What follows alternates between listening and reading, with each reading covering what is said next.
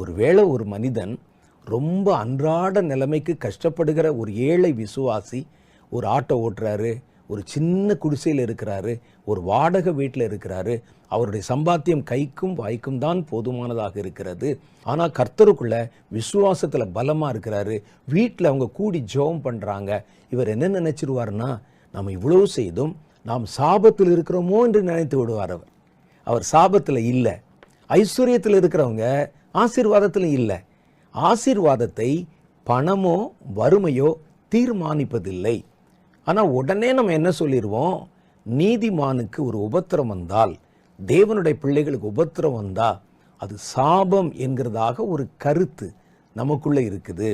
ஆனால் நீங்கள் நல்லா யோசித்து பாருங்கள், நீதிமான்களுக்கு வருவது வேறு விளைவை உண்டு பண்ணுகிறது, துன்மார்க்கனுக்கு வருகிற உபத்திரவம் வேறு விளைவை உண்டு பண்ணுகிறது.